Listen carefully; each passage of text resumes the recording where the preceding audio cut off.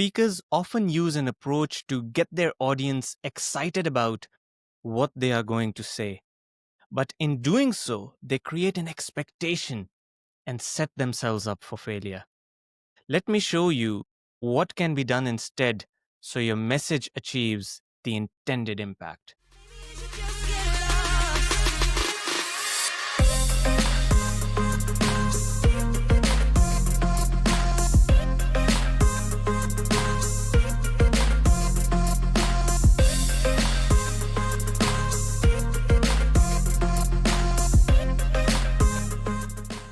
I'm Mobeen Tahir, and this is Show Stopping Speakers, where I share with you stories and practical tips for becoming a memorable public speaker.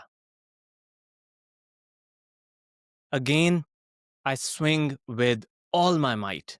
This time, after already having made a few misses, my bat just about makes contact with the ball, and we just scramble to take a single run. I know at this point that I'm letting my team down because the format that we are playing demands that every shot that you play sends the ball flying out of the ground. At this point, it is what the commentator says that makes me want to dig a hole in the ground and bury myself in it. Now, you see, this is a fast paced, high octane cricket tournament in which I am participating. It's being played under lights, and there is live commentary, which is rousing the crowd. So there's real atmosphere in the cricket tournament. Now, all the teams have given themselves very interesting names. The order of the day is tongue in cheek humor. And as the captain of my team, I decide to do the same. And we call ourselves World 11.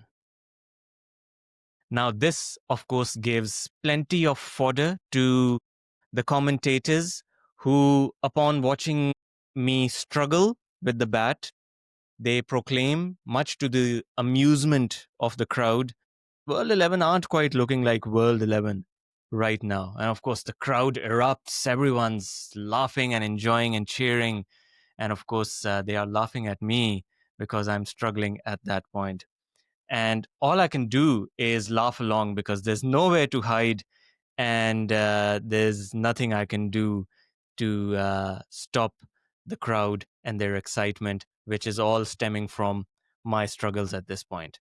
Now, this happened 16 years ago. 16 years ago. And I have not forgotten that moment, not because this was a particularly embarrassing moment for me. In fact, looking back, I think it was quite funny. I have no qualms laughing at myself. In fact, I haven't forgotten this moment because it taught me a very important lesson. Now, we called ourselves World 11.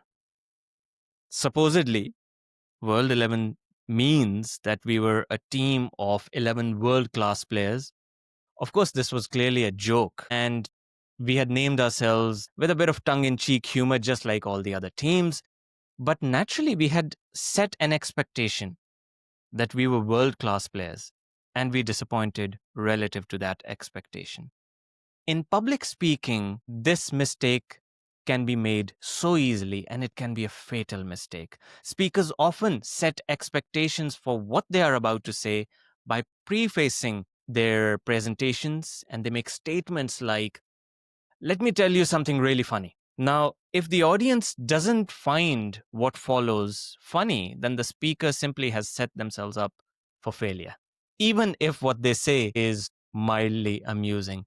Many speakers understand the importance of storytelling, but they often begin their story with something like, "Let me tell you something interesting that happened the other day," or something like that. Immediately, the audience expects an interesting story. The bar has been set at a certain level, and the risk is that the story may not live up to that expectation and the audience feels underwhelmed. I once watched a speaker make this mistake. Now I'm sitting listening to the speaker present, and midway during his presentation, he says, "Let me tell you a fun fact."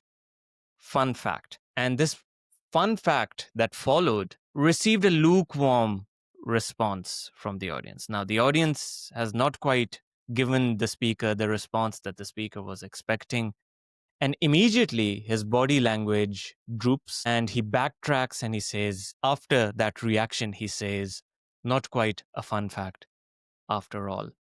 Now, ironically, I found that fun fact quite interesting. But just because he had framed it in a way that he created an expectation of something really fun and engaging, I suppose, the audience didn't quite react accordingly. And the fun fact actually ended up flopping. So, what can speakers do instead? Well, go straight to the message. Just go straight to the message that you want to convey. If you have a fun fact, don't preface it. The preamble serves no purpose.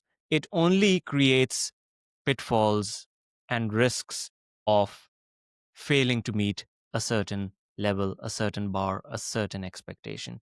If you're going to tell a story, dive straight into the action. Immerse your audience in that moment. Don't tell them what the story is going to be about. Don't tell them if it's going to be sad or hilarious, because it's that element of surprise that makes a story compelling. And if we frame what the story is going to be in advance, you take that element of surprise away, and that completely defeats the purpose of the story.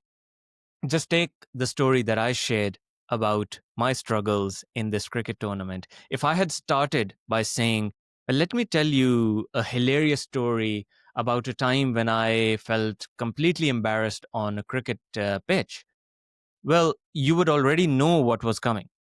You would know that this is supposed to be a hilarious story. You would know that I would be embarrassed in the story, and you would know the setting in which this is all going to happen. So once I've given all that away, everything that follows would merely be a description. It would not be an experience for the audience. Instead, what I did was I placed you directly in that moment. In present tense, I shared that story so you could experience the story as it unfolds, and you could share the embarrassment that I felt in that moment when the commentators were making fun of me, and of course, the crowd was joining in.